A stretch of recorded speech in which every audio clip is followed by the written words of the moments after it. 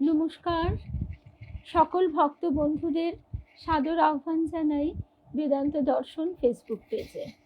বেদান্ত দর্শন ফেসবুক পেজে আজকে আমরা কৃষ্ণ কথা, ভাগবত কথা শুনছি। আজকে 23তম দিন, তার মানে আমাদের এই দামোদর মাস, দামোদর ব্রত আজকে 23তম দিন। আজকে শনিবার, আগামী শনিবার একাদশী ব্রত সমাপনের দিন। আর তারপরেও আমরা ঠিকই করেছি, সকলেরই ইচ্ছা যে এই ভাগবত কথা আমরা মাঝে মাঝেই সপ্তাহে 2-3 দিন এইভাবে সকালবেলা শুনব। তাহলে এক এক করে ভক্ত বন্ধুরা এসে যাচ্ছেন। শুভ সকাল, শুভ সকাল স্বপ্নাদি, রুম্পা। শুভ সকাল।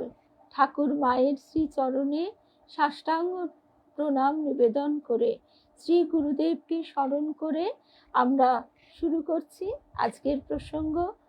আর সমস্ত ভক্ত বন্ধুদের শুভ সকাল জানাই। শুভ সকাল শর্মিলাদি, রুম্পা, ভবানীদি, স্বপ্নাদি, রুমাদি, শুভ সকাল। কৃষ্ণ যদি গোপীদের বলেন, তোমরা আমার কাছে দুঃখ নিবেদন করছো, বলছো তোমার অদর্শনে আমাদের কোটিবার মৃত্যুর ব্যথা লাগছে, বরঞ্চ কোটিবার মরলে তো এত ব্যথা লাগতো না, তোমার অদর্শনে আমাদের যত ব্যথা। শুভ সকাল বিলাসপুরের দিদি, সোমা, পূর্ণিমা, সঙ্গীতা। এখনো পারমিতা বোধহয় মেলবোর্নে আছে ছেলের কাছে। অনেকদিন পর শিখা লাইভে। শুভ সকাল। তা কৃষ্ণ গোপীদের বলছেন যে তোমরা যে এভাবে বলছো, বরঞ্চ কোটিবার মরলে এত ব্যথা লাগতো না, তোমার অদর্শনে আমাদের যত ব্যথা। এই কথা বলছেন, গোপীরা কৃষ্ণকে এই কথা তো বলছেন, সেই কথা উল্লেখ করে কৃষ্ণ বলছেন, দেখো তোমরা বলছো বটে, কিন্তু এটা প্রমাণ হয় না। ব্যথা বেশি হলেই তার মৃত্যু হয়ে যায়। যেহেতু তোমরা মরনি, এখনো বেঁচে আছো, অতএব আমার অদর্শনে তোমাদের ব্যথাটা যে খুব বেশি হয়েছে তা কিন্তু প্রমাণ হচ্ছে না। গোপী তখন বলছেন, গোপীরা ভালো রে ভালো, তা বোঝনি? কেন যে মরিনি? মরলে তো বাঁচতাম, এই ব্যথার হাত থেকে অব্যাহতি পেতাম, কিন্তু মরণ তো হচ্ছে না। কেন মরণ হচ্ছে না? কৃষ্ণ তখন সকৌতুকে জিজ্ঞাসা করছে, কেন বলো তো? যদি কেউ অমৃত খাইয়ে দেয় কাউকে আর তাকে শুলে বিদ্ধ করে, তখন যেমন সেই লোকটা মরে না, আগে অমৃত খেয়েছে বলে শুধু ব্যথাই ভোগ করছে, আমাদেরও সেই দশা। তোমার কথারূপ অমৃত আমরা খেয়েছি, এখনো খাচ্ছি, এবং ওইটি ছাড়তেও পারছি না। তুমি তো লুকিয়ে আছো, কিন্তু তোমার কথা তো তোমার সঙ্গে নিয়ে যেতে পারোনি। অর্থাৎ কৃষ্ণের দর্শন লাভ না হলেও তার কথা, তার বংশীর ধ্বনি শুনে গোপীদের এই যে কাতর অবস্থা, সেই সময়ে এই রকম কথোপকথন চলছে। গোপীরা বলছে, তুমি তো লুকিয়ে আছো, কিন্তু তোমার কথা তো তোমার সঙ্গে নিয়ে যেতে পারোনি, সেই কথারূপ অমৃত আমরা খাচ্ছি, অথচ তোমার বিরহ ব্যথারূপ শূল বিদ্ধ হচ্ছে। তাহলে মরণহীন যন্ত্রণা পাওয়া, এই একটা অবস্থা আমাদের তৈরি হয়েছে। কৃষ্ণের কথা যে কেমন তা গোপীরা এইবার কয়েকটি বিশেষণ দিয়ে বলছে। শুভ সকাল জয়িতা, চিনুদি, শুভ্রাদি, সর্বরী চক্রবর্তী, সর্বরীদি, মিনুদি, পলি, মিনাদি, শুভ্রা, সঙ্গীতাকে তো আগেই দেখেছি, সংযুক্তা। শুভ সকাল। তা এখানে আমাদের মনে পড়ে যাচ্ছে আমাদের ঠাকুরের কথা। ঠাকুর তার প্রকট লীলা সমাপন করে তিনি সূক্ষ্মভাবে আছেন, তিনি দর্শনও দিয়েছেন, এবং স্বামীজি স্বয়ং একথা লিখে গেছেন বেলুড় মঠের নিয়মাবলীতে, যে আজও তিনি যতক্ষণ না পরের অবতারের আবির্ভাব হচ্ছে ততক্ষণ তিনি এইভাবে সূক্ষ্ম দেহে অবস্থান করবেন এবং সাধক তার সাধন দ্বারা এবং তার কৃপার দ্বারা, শুধু তার সাধন দ্বারা তো হয় না, তবে কি তার সাধন দ্বারা আমাদের অন্তর স্বচ্ছতা লাভ করে, মালিন্য দূর হয়। সেই অবস্থার দিকে এগোলে তার কৃপার দ্বারা তার দর্শন লাভ হয়, তাছাড়া স্বপ্ন দর্শন লাভ হয়। সুতরাং এই তো পারমিতার কথাই বলছিলাম যে সে হয়তো মেলবোর্নের ছেলের কাছে, তো সেই জন্য এখনো তিনি আমাদের চোখে, স্থূল চোখে অদর্শন হলেও তো অদর্শন নন। এ যেন ঠিক সেই কৃষ্ণেরই মতো। তার কথা আমরা পাচ্ছি শ্রী শ্রী রামকৃষ্ণ কথামৃততে, তার সেই আহ্বান আমরা আজও শুনছি অন্তরে, কিন্তু তবু তাকে আমরা দেখতে পাচ্ছি না। এ তো সেই যন্ত্রণা। যদি আমাদের সেই তার প্রতি গোপীদের মতো প্রেম হয় তবে আমরা তার কথাও শুনতে পাবো, তার দর্শন পাবো না, নাই বা পেলাম, তার কথা তো শুনতে পাবো। এবং তখন আমাদের এই কথামৃতর মধ্যে দিয়ে তার দর্শন, সূক্ষ্ম দর্শন ক্রমে হবে, যাতে সেই প্রার্থনা আমরা করতে থাকি। কারণ তার কথা শ্রবণ করে আমাদের এই বিরহ যন্ত্রণা শুরু হয়েছে, তাকে দেখার জন্য, তাকে চাক্ষুষ করবার জন্য ব্যাকুলতা জেগেছে। তখন আমরা তার কাছে প্রার্থনা করব। আমাদেরই এক ভক্ত বন্ধু বোন, সে বলছে যে জানো, এক এক সময় কথামৃতটা বুকে জড়িয়ে চেপে ধরে বলি, তুমি তো বাণী রূপে রয়েছ, তা একবার কি দেখা দিতে পারো না? এই ব্যাকুলতা যখনই জাগবে তখনই আস্তে আস্তে তার দর্শনাভিমুখী হব আমরা। এবার কৃষ্ণের কথা কেমন, শ্রীম ভাগবতের এই শ্লোকটি কিন্তু তুলে ধরেছেন, তার ব্যাখ্যা এখন আমরা শুনব। এই শ্লোকের এই যে কয়েকটি বিশেষণ গোপীরা দিয়েছেন, তব কথামৃতম, তোমার কথা হলো অমৃত, কথা অমৃতম, কিরকম অমৃত? আরো অন্যান্য জায়গায় তো অমৃত আছে, কোথায়? স্বর্গে দেবতারা খায়, একটা অমৃত আছে। গোপী বলে, ও তো কামাদি সন্তাপ বর্ধক, কাম ইত্যাদি সন্তাপ বাড়িয়ে তোলে সে অমৃত, অতএব সে অমৃত জ্ঞানীগণ তুচ্ছ বোধ করে। অর্থাৎ আমরা ইহামূত্র ফল বিরাগ, এই যে কথাটা আমরা শুনি, সেটি হচ্ছে কি আমাদের স্বর্গ সুখ, কোনো রকম কোনো কিছুই আমরা চাই না, প্রভু শুধু তোমাকে চাই। এই কোনো কিছু না চাওয়াটা যে কিরকম অবস্থা আমরা সেটা বুঝতেও পারি না।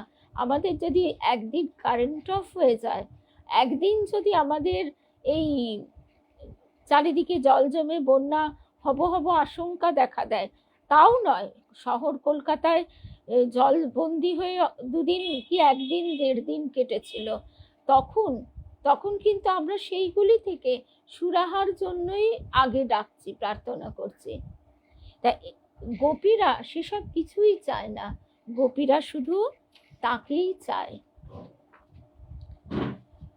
ব্রহ্মানন্দ রূপ যে অমৃত, যা জ্ঞানীগণ খায়, সেটি কামাদি সন্তাপ নিবৃত্তি করে, এটা ঠিক।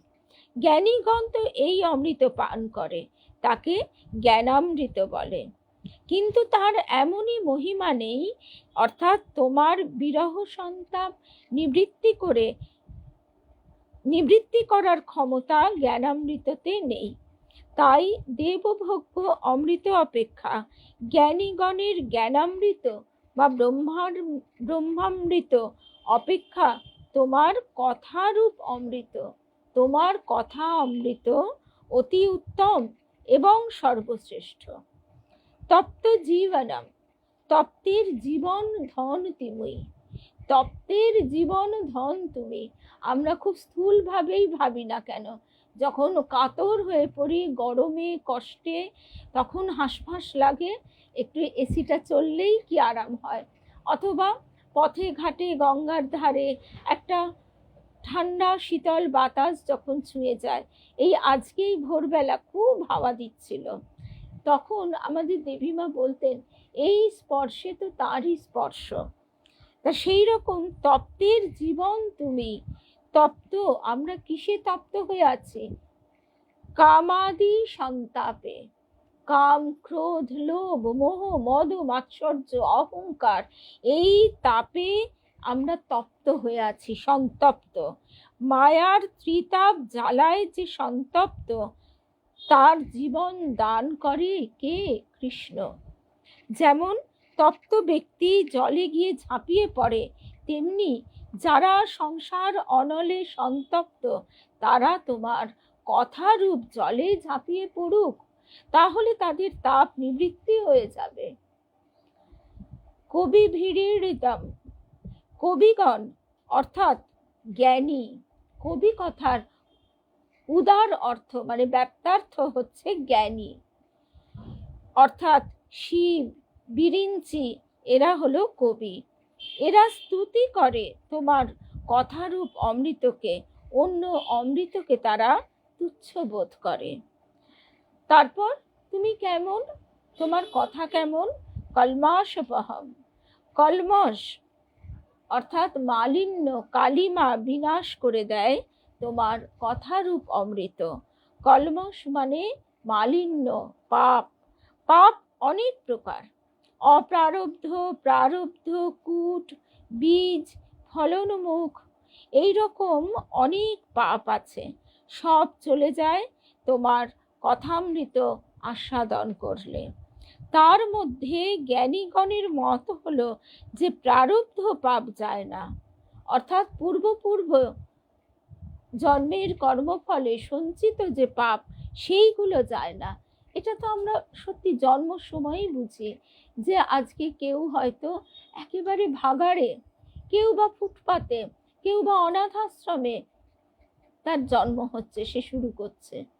আবার কেউ বা ভোগের মধ্যে রাজার ঘরে প্রচুর ধন দৌলতের মধ্যে জন্মগ্রহণ করছে। আবার কেউ বা সাধন এমন পিতা মাতার কাছে জন্মগ্রহণ করছে যে সাধন পথে অগ্রসর হয়ে যাচ্ছে। আবার কেউ বা সঙ্গীত সাধনা, নৃত্য সাধনা, লেখাপড়া অর্থাৎ শাস্ত্র সাধনা ইত্যাদি যাতে সুন্দরভাবে সে লাভ করতে পারে, সেইখানে সেই পিতামাতার ঘরে জন্মগ্রহণ করছে। এরকম প্রচুর তফাৎ তো আমরা দেখতেই পাই, আর বিস্তৃতভাবে বলার অপেক্ষা রাখে না। তা এই প্রারব্ধ পাপ যায় না, তোমার জ্ঞানীগণের মত হচ্ছে এই। অন্য পাপগুলো চলে যায় বটে, কিন্তু যে পাপের ফলটা আরম্ভ হয়ে গেছে, অর্থাৎ আমার এমনভাবে জন্ম হয়ে আমি এমনভাবে পথ অতিক্রম করছি, সেইটি হচ্ছে প্রারব্ধ পাপ, তার ফলটা ভোগ করতেই হয়। কেউ হয়তো ডাকাতের ঘরে জন্মাচ্ছে, বা এমন ঘরে জন্মাচ্ছে যে কিনা অসাধু পথ অবলম্বন করছে, ভোগী হচ্ছে, ইত্যাদি ইত্যাদি। জ্ঞানীগণের যে শাস্ত্র আছে তাতে বলা হয় কল্পকোটি শত, শতকল্পকোটি বছর যদি ভোগ করতে হয়, তাও করতে হবে ব্রহ্মজ্ঞানীকে। ব্রহ্মজ্ঞান হয়ে গেছে কিন্তু প্রারব্ধ যায়নি। শুভ সকাল পিয়ালি। তাই তাদের বিদেহ মুক্তি, ব্রহ্মতে লীন হওয়া হচ্ছে না, তাকে জীবন মুক্ত বলে। সেই জীবন মুক্ত অবস্থায় কতকাল থাকবে তা কে জানে। যে পর্যন্ত প্রারব্ধ ক্ষয় না হয়, প্রারব্ধটা ভোগ করে করে ক্ষয় করতে হবে। এই জন্য বলা হয় রোগ ব্যাধি ইত্যাদি আমরা তো তপস্যা করতে পারি না কলিতে, সেই জন্য এই রোগ ব্যাধির দ্বারা তপস্যার ফল লাভ হয়, আমাদের প্রারব্ধ ক্ষয় হয়। সেই জীবন মুক্ত অবস্থায় সে কতকাল থাকবে তা কে জানে। যে পর্যন্ত প্রারব্ধ ক্ষয় না হয়, প্রারব্ধটা ভোগ করে করে ক্ষয় করতে হবে। এটা এক জন্মেও হতে পারে, আবার লক্ষ জন্মেও হতে পারে, এটা জ্ঞানীগণের শাস্ত্র। কিন্তু গোপীরা কি বলছেন? গোপীরা বলছেন তোমার কথারূপ অমৃত সমস্ত কলমশ বিনাশ করে দেয় প্রারব্ধ পর্যন্ত। শুভ সকাল বন্ধু। তোমার কথারূপ অমৃত সমস্ত কলমশকে বিনাশ করে দেয় প্রারব্ধ পর্যন্ত। সর্ব পাপ হারিত্ব এই কথামৃতে আছে। জ্ঞানী বলে ভক্তকে, তোমার হরি কথা প্রারব্ধ পর্যন্ত সমস্ত পাপকে নষ্ট করে দেয় যদি, তাহলে প্রারব্ধের ফলে দেহ ধারণ, প্রারব্ধ চলে গেলে তো দেহ নষ্ট হয়ে যাবে। এই জায়গাটা খুব সূক্ষ্ম, খুব সুন্দরভাবে ব্যাখ্যা করা আছে। যদি হরি কথা প্রারব্ধ পর্যন্ত সমস্ত পাপকে নষ্ট করে দেয়, তাহলে প্রারব্ধের ফলে দেহ ধারণ, সেই প্রারব্ধ চলে গেলে তো দেহ নষ্ট হয়ে যাবে। ভক্ত বলে প্রারব্ধ পর্যন্ত নষ্ট করে যে, তার প্রমাণ ভাগবত। মা বলেছেন কপিলকে, যার নাম উচ্চারণ করলে, শ্রবণ করলে, কীর্তন করলে, ইয়াত প্রহীনাথ, যাকে প্রণাম করলে, যাকে স্মরণ করলে একবার কি হয়? চণ্ডাল তৎক্ষণাৎ শ্রবণ নামে যজ্ঞ করবার অধিকারী হয়। তাহলে সে যে চণ্ডাল হয়েছিল সেটা প্রারব্ধ কর্মের ফলেই। চণ্ডাল যদি শ্রবণ যজ্ঞের অধিকারী হলো, নাম শ্রবণ কীর্তন মাত্রে তার চণ্ডালত্ব চলে গেছে, এটা স্বীকার করতে হবে। তাহলে প্রারব্ধ চলে গেছে, যে শ্রবণ যজ্ঞের অধিকারী হয়েছে সে তাহলে কি যজ্ঞ করতে যাবে? এই প্রশ্ন জ্ঞানী তুলেছেন। না, যাবে না। কেন যাবে না? কারণ ব্রাহ্মণ কুমারাণাং শৌক্রে জন্মনি দুর্জাতিত্বাভাবে অপি সাবিত্র জন্মাপেক্ষাবৎ अस्यापि জন্মান্তরাপেক্ষা বর্ততে। অর্থাৎ ব্রাহ্মণ কুমার, যার কোনো দুর্জাতি নেই, যজ্ঞের বাধক দুর্জাতি ব্রাহ্মণের ছেলের নেই। অর্থাৎ যজ্ঞকে যে বাধা দেয় এমন দুর্জাতি দোষ ব্রাহ্মণের ছেলে নেই। অন্য জাতির যেমন দুর্জাতিত্ব আছে, তা ব্রাহ্মণের ছেলের নেই। কিন্তু যজ্ঞ করতে যায়নি কেন? উপবীত ধারণ করেনি বলে, তখনও পৈতে হয়নি বলে। তাহলে ব্রাহ্মণের ছেলের দুর্জাতি না থাকলেও তার একটা বাধা রয়েছে, সেটা কি? উপনয়ন সংস্কার। অর্থাৎ উপনয়ন সংস্কার না হলে সে যজ্ঞ করবার অধিকারী হয় না। তেমনি নামগ্রাহী যে চণ্ডাল, তার দুর্জাতিত্ব দোষ নেই। অর্থাৎ যে চণ্ডাল একবার নাম করে তার আর কোনো বাধা থাকে না, সে ব্রাহ্মণ কুমারের মতোই হয়ে যায়। কিন্তু ব্রাহ্মণ কুমারের পৈতে হবার পর যেমন সে যজ্ঞ করতে চায়, এ চণ্ডালেরও জন্মান্তরাপেক্ষা বর্ততে, পরজন্মে সে যাবে, এই বিচার করে দিয়েছেন শ্রীজীব। তাহলে কলমশাপহম সমস্ত কলমশকে বিনাশ করে দেয়, প্রারব্ধ পর্যন্ত সমস্ত কলমশকে বিনাশ করে দেয়। চক্রবর্তী পাদও বলছেন, তোমার প্রারব্ধ পর্যন্ত সব পাপ নষ্ট হয়ে যায়। হ্যাঁ, শাস্ত্র কথা মিথ্যা নাকি? অর্থাৎ সমস্ত পাপ নষ্ট হয়ে যায়।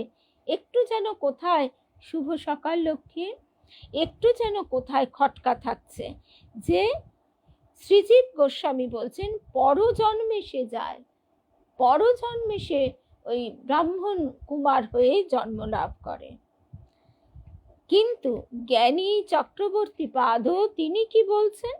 তিনি বলছেন, হ্যাঁ, শাস্ত্র কথা মিথ্যা নাকি? বেশ, তাহলে যুক্তি দাও। আচ্ছা, না হয় মানলাম, কিন্তু যুক্তি তো মিলছে না। তখন জ্ঞানী বলছে, প্রারব্ধ কর্মের ফলে দেহ, দেহ তো, অর্থাৎ কেউ সুন্দর, কেউ কুৎসিত, কেউ ফর্সা, কেউ কালো, নানান রকম দেহ আমরা প্রাপ্ত হই। কেউ রোগা, মোটা, লম্বা, বেটে ইত্যাদি। কেউ বা আবার পঙ্গু, এমনও হচ্ছে। কেউ রোগ ব্যাধি নিয়ে জন্মাচ্ছে। এরকম আমরা যে দেহটা প্রাপ্ত হই, সেটা তার মানে আমাদের প্রারব্ধ। কিন্তু এই যে বলছো যে প্রারব্ধ কর্মের ফলে দেহ, তাহলে কৃষ্ণ নাম করলে তৎক্ষণাৎ তো দেহ চলে যাবে। ভক্ত বলছেন, জ্ঞানী ভক্ত, হ্যাঁ তা তো গেছে। বাহ, তোমরা তাহলে 50 বছর ধরে ভজন করছো কি করে সেই দেহতে? এই তো তুমি দিব্য দেহধারী জীব। যুক্তি আছে কি তোমাদের শাস্ত্রতে? হ্যাঁ, যুক্তিও আছে। কি যুক্তি? ভক্তের দেহ নেই তো, ভক্তের দেহ নেই। সে তো প্রারব্ধ কর্ম যখন নষ্ট হয়ে গেছে তখনই চলে গেছে। এই কথার কত গূঢ় অর্থ দেবীমা বলছেন, দেহটা তোমার হয়েও তোমার নয়। অর্থাৎ লোকে দেখছে তোমার দেহ, কিন্তু তুমি জানো দেহটা তোমার নয়, কারণ তার নামে তোমার দেহ চলে গেছে। সেই লোহা সোনা হয়ে গেছে তার স্পর্শে। ঠাকুর বলছেন তখন লোহার তরবারি সোনার তরবারি হয়ে গেছে। সোনার তরবারিতে আর তার আকৃতিটা থাকলেও তাই দিয়ে আর তরবারির যা কাজ, হিংসা, বধ, সেসব আর হয় না। গিরিশ ঘোষ তাই তো বলেছিলেন গঙ্গা স্পর্শ করে, যে গঙ্গা আর আমার কি পাপ স্খলন করবে। তিনি স্বয়ং আমাকে স্পর্শ করেছেন, তিনি স্বয়ং আমায় পায়েস খাইয়ে দিয়েছেন। তো সুতরাং গঙ্গা নিজে শুদ্ধ হবে আমাকে স্পর্শ করে, তাই আমি গঙ্গায় নাইতে যাচ্ছি। তা এখানেও তাই আমরা দেখছি যে দেহ নেই তো ভক্তের, সে তো প্রারব্ধ কর্ম যখন নষ্ট হয়ে গেছে তখনই চলে গেছে। সে কি আবার একটা কথা, তোমরা সেই দেহেই তো ভজন করছো, দেহটা নেই কি করে? তাতে বললে দেহটা আছে, কিন্তু সেই দেহটা নেই যে দেহটা নিয়ে এসেছিল। এই জনমে ঘটালে মোর জনম জনমান্তর। রবীন্দ্রনাথের গানে ভাগবতের কথাগুলি অনেক সহজভাবে এমনভাবে ফুটে উঠেছে যে ঠাকুর বাড়িতে অত্যন্ত গভীরভাবে তো শাস্ত্র চর্চা হতো, বেদ উপনিষদ সমস্ত, ভাগবত পুরাণ সব কিছু। তাই ভাগবতের যে মাধুর্য, তা যাতে সাধারণ মানুষ আমরা বুঝতে পারি, তাই ঠাকুর যেন রবি ঠাকুরের গানের মধ্যে দিয়ে প্রথমে ভাগবত আমাদের কাছে আস্বাদনের জন্য দিয়েছে। একটি সদ্যজাত শিশু, সে কখনো ক্ষীর খেতে পারে না পায়েস খেতে পারে? পারে না। সে তখন মাতৃদুগ্ধ পান করে। আবার মাতৃদুগ্ধ হচ্ছে অত্যন্ত তরল, তাতে জলের ভাগই বেশি। সেই রকম রবি ঠাকুরের গানগুলির মধ্যেও ভাগবত এইভাবেই রয়েছে। এই জনমে ঘটালে মোর জনম জনমান্তর, সুন্দর হে সুন্দর। তারপরে কৃষ্ণ দীক্ষা মাত্রে, হরি কথা শ্রবণ কীর্তন মাত্রে প্রারব্ধ চলে গেছে। সে দেহ চলে গেছে, তবে তার মতো একটা দেহ এসেছে, সেটা নেই। সেই দেহে হরিভজন হয় না। তাই তো মা বলছেন লক্ষ লক্ষ জপ করো, তারপর তুমি এসো। বলো তো, এই স্থির হয় না, মন স্থির হয় না, কি করে কি না হয় দেখি। রাজা মহারাজ বলছেন 4 বছর যা বলছি তাই করে এসো, আমার গালে একটা চড় মারবে, আমি আর একটা গালও বাড়িয়ে দেব। তারপর কৃষ্ণ দীক্ষা মাত্রে, হরি কথা শ্রবণ কীর্তন মাত্রে প্রারব্ধ চলে গেছে। সে দেহ চলে গেছে, তবে তার মতো আর একটা দেহ এসেছে, সেটা নেই। সেই দেহে হরিভজন হয় না। সেটার মতো যে দেহটা গোবিন্দ কৃপা করে দিয়েছেন, সেই দেহতে হরিভজন হয়। গৌর গোবিন্দের ভজন হয়। এবার দীক্ষা লাভ করা মাত্র আমরা কি লক্ষ লক্ষ জপ করতে পারি? লক্ষ তো দূরের কথা, হাজার জপও করে উঠতে পারি না। তার কারণ কি?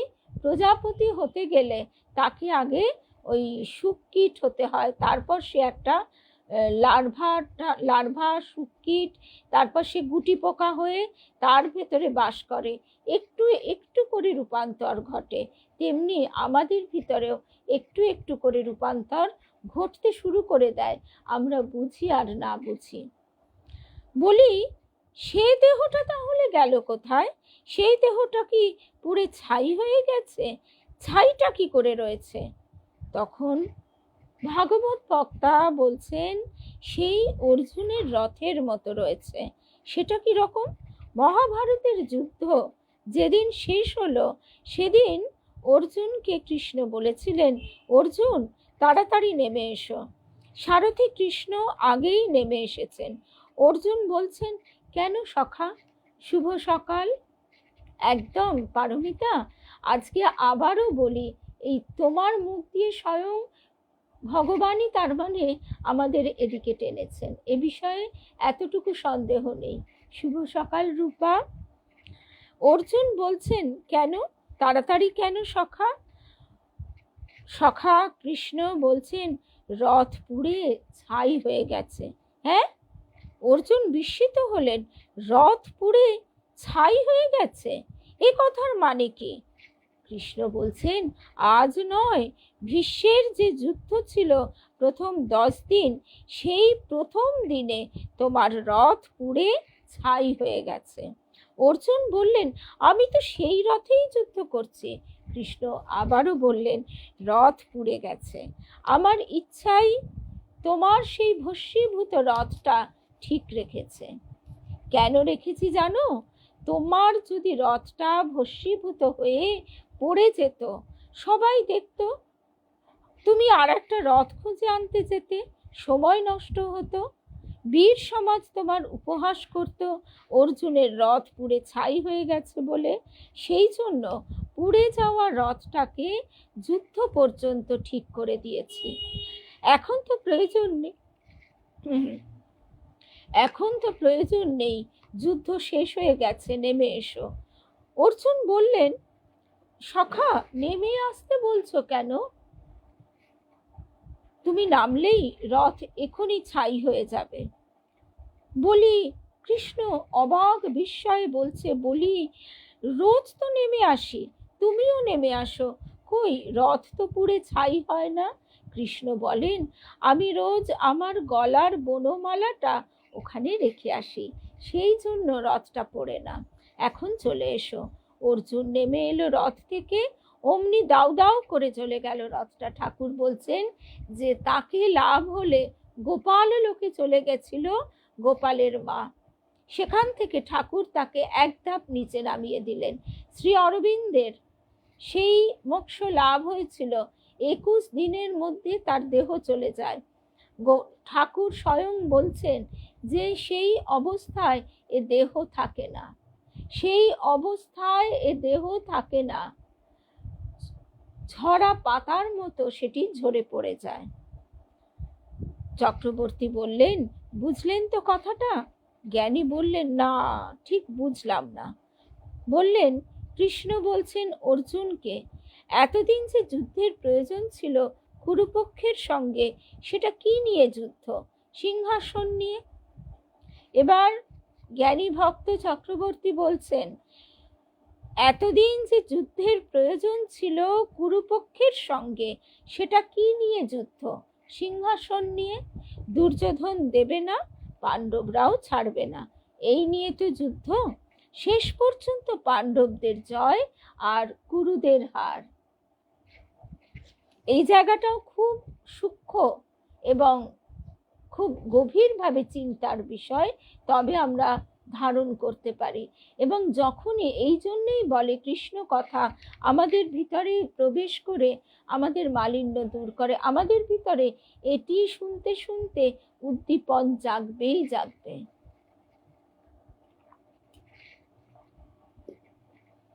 তাহলে দেখা যাচ্ছে যে এই সিংহাসন নিয়ে যুদ্ধ। তেমনি জীব যদি কখনো ইচ্ছা করে আমি কৃষ্ণ দাস্য সিংহাসন মহামায়ার কাছ থেকে আদায় করে নেব, মায়া দেবে না, মায়া দেবে না। ইচ্ছে করে কি কেউ রাজ্য দেয়? সুচক্র মেদিনী দেব না, যেমন বলেছিলেন কৌরবেরা, মায়াও তেমনি কৃষ্ণ গন্ধও দেবে না, মায়াও তেমনি কৃষ্ণ গন্ধও দেবে না। কি মানে ভয়ঙ্কর কথা! তাই ঠাকুর আমাদের বলে দিচ্ছেন, মাকে ধরো, মাকে ধরো, মায়ের আঁচলে ব্রহ্ম জ্ঞানের চাবিকাঠিটি বাঁধা। তিনি যদি, মহামায়া যদি পথ ছেড়ে না দেন, তাহলে কেউ এক পাও এগোতে পারে না। আমাদের গুরুদেব বলছেন, মা, মহামায়া তো মা, মাকে কি ত্যাগ করা যায়? মাকে করো জোরে শরণাগত হয়ে বলতে হয়, তোমার তোমার এই কঠিন মায়ায় আমাকে ভুলিও না, তোমার এই জন্ম জন্মান্তর ধরে ভুলিয়ে রেখো না আমাকে, এই তোমার এই অপূর্ব মায়ায়, তুমি এই মায়া থেকে আমাকে মুক্ত করো, তুমি পথ ছেড়ে দাও মা, তুমি আমাকে এগিয়ে যেতে দাও কৃষ্ণ পথে বা রামকৃষ্ণ পথে। তোমার এই ভুবন মোহিনী মায়ায় আমায় মুগ্ধ করো না। এই বলে ঠাকুর কাঁদছেন মা ভবতারিণীর কাছে, তোর এই ভুবন মোহিনী মায়ায় আমায় বদ্ধ করিস রে মা। ঠাকুর ভক্ত রূপে নিজেকে প্রকাশ করেছেন জগতের কাছে, দেখিয়ে দিচ্ছেন যে কি প্রার্থনা করতে হয়। আমরা প্রার্থনা করি আমাদের সংসারের বিষয়, আমাদের দেহের বিষয়, এই সব বিষয়, আর সেখানে ঠাকুর আমাদের শিক্ষা দিচ্ছেন, মা গো, তোর ওই ভুবন মোহিনী মায়ায় আমাকে মুগ্ধ করিসনি মা। তা কৃষ্ণ দাস্য সিংহাসন পাবার অধিকার কিন্তু জীবের আছে, কারণ জীব নিত্য কৃষ্ণ দাস, এদিকে মায়া তো দেবে না। এই সিংহাসনটা আমার পাওয়া চাই, এই জেদ যদি কারো হয় আর সে যদি সহায় খোঁজে, তখন গোবিন্দ আসবে, তখন গোবিন্দ এসে মহামায়াকে বলবে তুমি পথ ছেড়ে দাও। পাণ্ডবদের যেমন গোবিন্দ সহায় হয়ে ভালো করে যুদ্ধটা পাকিয়েছিলেন, তেমনি গোবিন্দ সহায় হবে তার। কি করে বোঝা যাবে গোবিন্দ সহায়? শ্রী গুরুর কৃপা প্রাপ্ত হবে। পাণ্ডবদের সহায় হলেন গোবিন্দ, ভালো করে যুদ্ধটা পাকিয়েছিলেন। আমাদেরও দেহে যখন কোনো ক্ষত হয় বা কোনো টিউমার হয়, তখন চিকিৎসক কি করেন? বৈদ্য তখন সেটি নিরাময়ের জন্য কেটে বাদ দিয়ে দেন। তেমনি আমাদেরও চারপাশে যা আমাদের মায়ামুগ্ধ করে, সেইগুলি তিনি তখন এসে সহায় হয়ে কেটে বাদ দিয়ে দেন।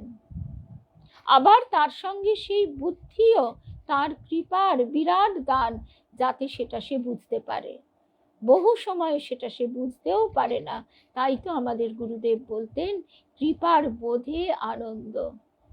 আর আমাদের যত আমরা এই সংসার, এই জিনিসপত্র, ঘোরা বেড়ানো, বিলাস ব্যাসন নিয়ে জড়িত থাকব, তত আমরা জড়িয়েই থাকব।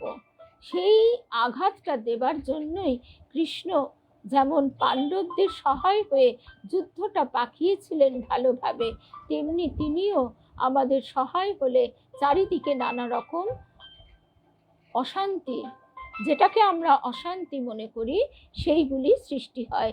এবং দেবযানেও আমরা শুনছি, এই জন্য ওই স্লো ওয়ার্ল্ডের কথা শুনেছি, না হলে ওই বিলাস ব্যাসনে দিন ভাসতে ভাসতে ভাসতেই চলতো, আরো গতি স্লথ হয়ে যেত। সেই জায়গায় তিনি এসে এই যুদ্ধ, মহামারী, ঝঞ্ঝা, ভয়ঙ্কর পরিস্থিতির মধ্যে দিয়ে তিনি আমাদের মনকে শক্ত করেন। মোক্ষপ্রাণা মাতাজি তাই বলছেন যে যখন তুমি জগতের কাছ থেকে আঘাত পাবে, চড় খাবে, তখন জানবে মা স্বয়ং তোমার মুখখানি জগতের দিক থেকে তার দিকে ফিরিয়ে নিচ্ছেন। বাচ্চা যদি বারবার বায়না করে ফুচকা খাবো, আজে বাজে স্ট্রিট ফুড খাবো, তাকে আমরা বোঝাই বোঝাই, শেষে দরকার হলে একটা চড়ও তো দিই। ঠিক সেই রকম গোবিন্দ সহায় হয়ে ভালো করে যুদ্ধটা পাকিয়েছিলেন, তেমনি গোবিন্দ তার সহায় হবে যে কিনা কৃষ্ণ দাস্য সিংহাসন পাবার জন্য জেদ করবে। কি করে বোঝা যাবে গোবিন্দ সহায়? শ্রী গুরুর কৃপা প্রাপ্ত হবে। সে তখন মায়ার সঙ্গে যুদ্ধ করে করে, মানে যে কৃষ্ণ মন্ত্র সে পেয়েছে গুরুর কাছে, সেই দিয়ে তার প্রারব্ধ ক্ষয় হয়ে গেছে। দেহ তো রথ। কালকে রুদ্রাক্ষ বলছিল এগুলো সব এক একটা রূপক, বাস্তবিকই তাই।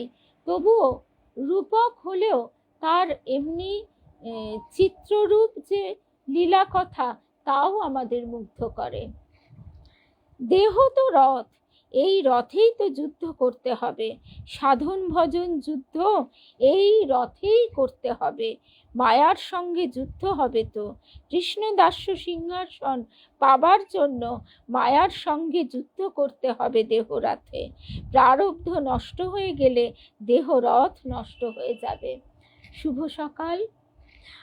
আর এবারে ব্যাপারটা হচ্ছে উল্টো। আমাদের গুরুদেব সবসময় তাই বলতেন, এবারে স্বয়ং ভগবান ভক্তের পিছন পিছন ছুটছেন। কিরকম?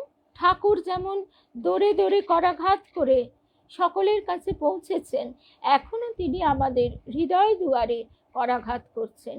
কবি গাইছেন, যদি আমারও হৃদয় দুয়ার বন্ধ রহে গো প্রভু, দ্বার ভেঙে তুমি এসো মোর প্রাণে, ফিরিয়া যেও না প্রভু। আবার শ্রী শ্রী মা তিনি কাউকে স্বপ্ন দর্শন দিচ্ছেন। অঘটন ঘটন পটীয়সী মা কাকে কখন কিভাবে, এমনকি একটা ঘাস পেতে ভুবন জোড়া আসন খানি হৃদয় মাঝে বিছাও আনি। তার আসন তো ওই ছোট্ট চৌকোটুকু নয়, একটা ঘাস পেতে বসে সেখানেও দীক্ষা দান করছেন। সে হয়তো তার গুরুকে আর দ্বিতীয় দিন দেখলো না, কিন্তু ওই যে মা তাকে গ্রহণ করে নিলেন সেই নিশ্চিন্ত। এবার আশ্চর্যের বিষয়, উল্টো বিষয় হচ্ছে এটাই যে স্বয়ং মহামায়া এবার মা রূপে আমাদের কাছে ধরা দিয়েছেন। মা নিজে বলছেন, ছেলে তো ধুলো কাদা মাখবেই, তাকে ঝেড়ে ঝুড়ে পরিষ্কার করে কোলে তুলে নেওয়ার দায়িত্ব তো মায়ের। মা বলছেন, ছেলে কত বাধ্যে করে মায়ের কোলে, আমি আর কি করেছি তোমার, বলে তার কাপড় কেচে দিচ্ছেন। তা এইভাবেই স্বয়ং মহামায়া এবার আমাদের সহায়। এবারে সমস্ত কিছুই মানে এত সহজ হয়ে গেছে। মা বলছেন যে তিনি এসে দরজা জানলার হুড়কো ছিটকিনিগুলো খুলে দিয়ে গেছেন, শুধু উঠে ঠেলা দেবার অপেক্ষা মাত্র। দেহ তো রথ, এই রথেই তো যুদ্ধ করতে হবে। সাধন ভজন যুদ্ধ এই রথেই করতে হবে। মায়ার সঙ্গে যুদ্ধ হবে তো। কৃষ্ণ দাস্য সিংহাসন পাবার জন্য মায়ার সঙ্গে যুদ্ধ করতে হবে দেহরথে।